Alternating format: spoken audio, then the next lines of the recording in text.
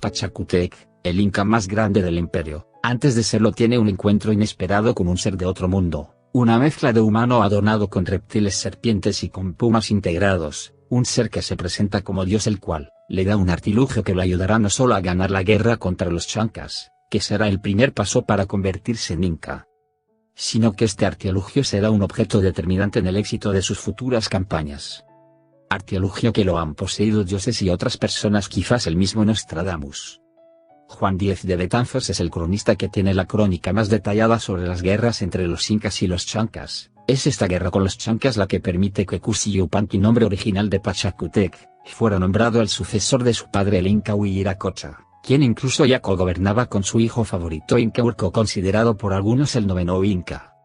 Betanzos tuvo acceso a la tradición oral de la panaca de Pachacútec, gracias a su matrimonio con la bisnieta de Pachacútec. Se conoce como panaca a toda la familia del inca excepto el hijo que lo sucedería en el cargo, porque ese hijo, cuando llegara a ser inca, formaría su propia panaca. Entre las funciones de la panaca era el mantener el recuerdo del inca fallecido, cuidar sus bienes, las alianzas hechas en vida, hacer ceremonias en su nombre, también influían en el nombramiento de los sucesores en el cargo.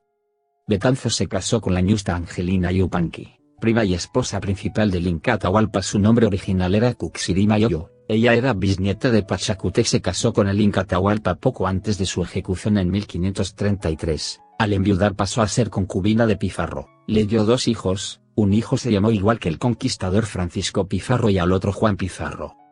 Ese segundo virrey, don Antonio de Mendoza, le pide a Betanzos que investigara y redactara la historia prehispánica del Perú. Le da ese encargo porque Betanzos era de los pocos conquistadores que aprendió el quechua y también fue el primer español en escribir en esa lengua. De este modo Betanzos tuvo abierto el acceso a la tradición oral de la panaca. Él reside largamente en el Cusco, pero de Mendoza muere antes de conocer la obra de Betanzos, la que permanece oculta hasta finales del siglo XIX, que aparece en un archivo en el Escorial, y a más de 100 años ya en el siglo XX aparece en Palma de Mallorca, un ejemplar completo de la obra de Betanzos, suma y narración de los incas. Durante el gobierno del inca Huiracocha, también llamado Viracocha como el dios creador, los chancas, otra macroetnia como la de los incas, buscaban expandirse territorialmente y apoderarse del Cuzco. El inca Huiracocha y su sucesor, su hijo el también inca Urco, huyen del Cuzco y aceptan rendirse, pero es Cusi Yupanqui, el hijo menor, quien llegará a ser Pachacútec. Es el que decide no rendirse y dar la pelea a pesar de las burlas e insistencia de su padre a que se rindiera. Es así como el joven Cusi Yupanqui decide ir en busca de su padre, mientras los chancas se venían acercando al Cuzco. Preparándose para la batalla, hacía grandes ayunos al Viracocha, el dios creador, y al sol, rogándoles mirasen por su ciudad. Pachacútec, que era más ascético, disciplinado, todo lo contrario a su hermano inca Urco. Para algunos el Calígula inca, gobernante que era repudiado por los mismos súbditos.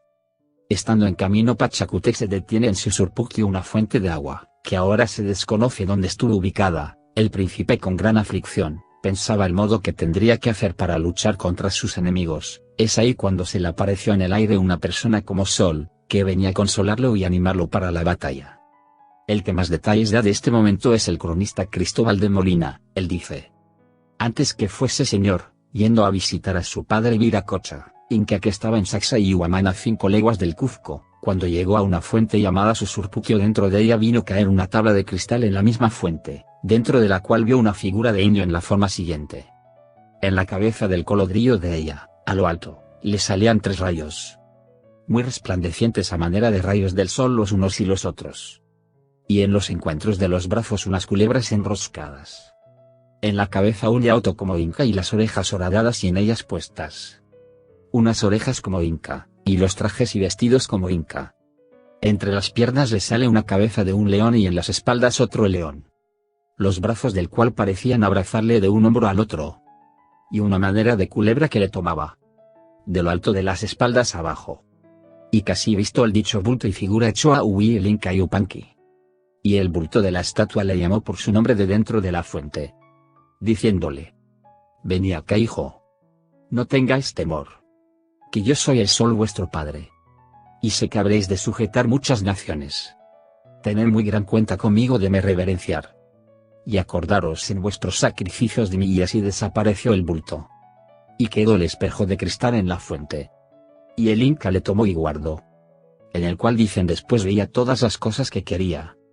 Y respecto de esto mando hacer en siendo Señor y teniendo posible una estatua figura del sol, ni más ni menos de la que en el espejo había visto. Y mando en todas las tierras que sujetó, que en las cabezas de la provincia se le hiciesen solemnes templos dotados de grandes haciendas, mandando a todas las gentes que sujetó le adorasen y reverenciasen juntamente con el Hacedor. Con estas palabras y visión se animó el Inca Pachacútec tomando el espejo, que después siempre trajo consigo, en las guerras y en la paz, se volvió al pueblo y empezó a animar a los que ahí habían quedado.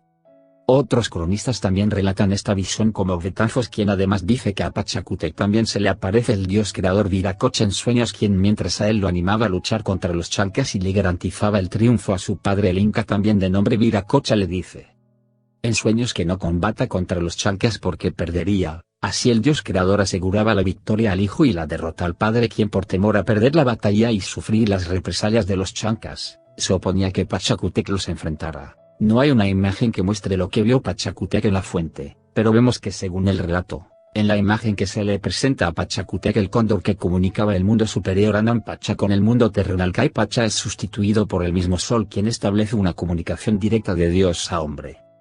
El puma representa la Caipacha, el mundo de los vivos, y la serpiente que representa la Ucupacha, el mundo de abajo o mundo de los muertos, se mantiene en esa imagen que Pachacútec ve en la fuente. Tampoco hay una imagen de cómo era el sol hecho en oro que mandó a poner en el templo Coricancha, palabra en quechua que significa templo dorado, porque estaba revestido de oro.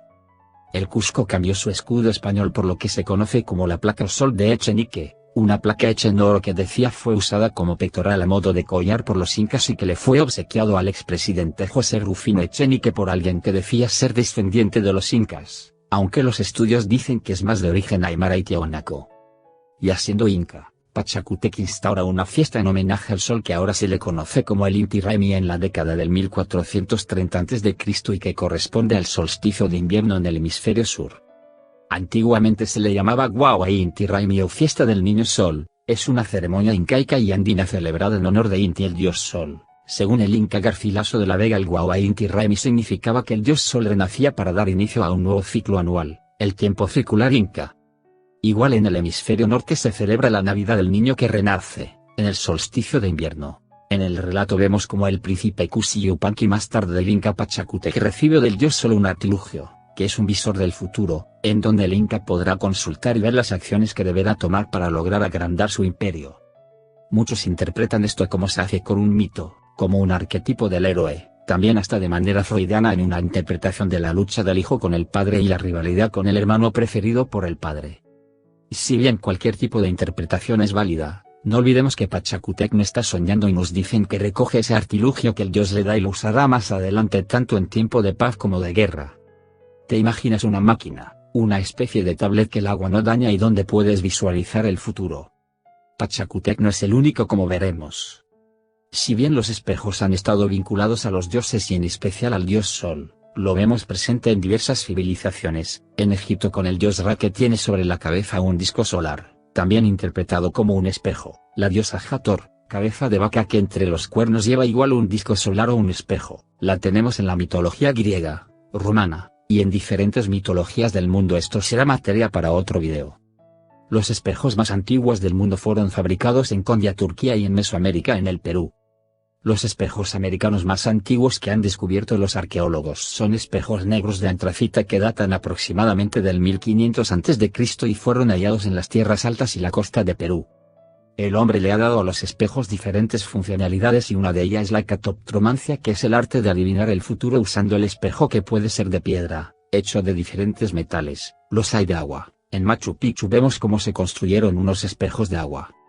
En las artes adivinatorias necesitas a alguien con facultades psíquicas que pueda, haciendo uso de cualquier objeto, usarlo para concentrarse y ver el futuro. Sin embargo, también en el inconsciente colectivo se habla de espejos mágicos que muestran escenas y hablan, como es el caso del espejo de Pachacútec, en el que ve la imagen del dios sol que le habla y que posteriormente puede usarlo para ver imágenes del futuro. La diosa Isis usa el espejo para encontrar los restos de su esposo Osiris. El llamado profeta de nuestros tiempos Michel de Nostradamus en 1547 decidió dedicarse a la catoptromancia, que practicaba vestido con una túnica ceremonial, sujetando una varita mágica y mirando fijamente una vasija de agua colocada sobre un trípode de bronce. Además de ver visiones, se le revelaron cuartetas enteras de poesía profética, que publicó en 1555. A la aristocracia francesa le encantaban los mensajes misteriosos. Catalina de Medici, convencida de que uno de los poemas de Nostradamus podía interpretarse como un presagio de la muerte de su esposo, el rey Enrique II, mandó llamar a Nostradamus a su palacio parisino. Ahí, este realizó horóscopos y predicciones basadas en la observación de los lunares de diversos clientes nobles. En 1559, cuando Enrique II, herido en una justa, murió tras una larga agonía, Nostradamus se consagró como auténtico clarividente, y Catalina continuó pidiéndole consejo hasta que él fallece en 1566. A Catalina se la conocía como la reina bruja, porque después de la muerte de Nostradamus siguió consultando su propio espejo mágico. Tenía Nostradamus un visor del futuro que al colocarlo dentro de una vasija con agua podía ver el futuro, y es por eso cuando muere, la reina Catalina tiene un espejo mágico que no poseía antes de conocerlo. ¿Tú qué piensas? Otro caso similar es también otro instrumento que se podría considerar un espejo mágico. Se trataba de la cubeta de madera negra del médico austríaco Anton Mesmer, en la cual María Antonieta vio reflejarse en sus turbias aguas todo el desenlace de la Revolución Francesa, incluyendo la muerte de sus amigos, del rey y de ella misma. Tendría dentro de esa cubeta Mesmer, el mismo artilugio que posiblemente usaron los anteriores, porque si María Antonieta estaba dotada del don de la adivinación podía por su cuenta haber visto en cualquier fuente o cubeta con agua, el futuro. Lo último que sabemos, que no sé si un bulo o algo real, es que el sacerdote italiano Marcello Pellegrino Ernetti dijo haber creado un cronovisor junto con otros dos científicos en los años 50. El cronovisor sería una máquina que permitía captar imágenes del pasado. Aseguraba haber fotografiado a Jesucristo en plena agonía, ver la destrucción de Sodoma y Gomorra, la fundación de Roma, entre otros. La imagen que circula por la web es una imagen del rostro sufriente de Cristo que demostró ser una imagen invertida del Cristo venerado en el Santuario del Amor Misericordioso de Colle Valenza, obra del artista español Lorenzo Couliaut Valera. Después de la muerte del padre Ernetti, los medios de comunicación local recibieron un documento de alguien que decía ser un pariente de Ernetti pero que deseaba permanecer en el anonimato. El documento hablaba de cómo Ernetti antes de morir confesó de que había falsificado la fotografía. Especulando. Posiblemente si Pachacútec tuvo una máquina que le permitía visualizar el futuro, quizás también el pasado. Durante la conquista dicho visor fue a parar a manos de los españoles, y de ahí acabó de alguna manera en Francia durante una buena época. Quizás terminó en manos de este sacerdote italiano, si no es que hay más de un visor. De ser real este cronovisor, no creo que el ser humano en la década de los 50 del siglo pasado haya tenido la capacidad de crear uno. De existir debe ser un artilugio de otro mundo, entregado a los humanos como el ente que se hizo llamar Dios Sol, se lo entregó a Pachacútec. ¿Tú qué piensas? Deja tus comentarios. Gracias por estar acá, hasta la próxima.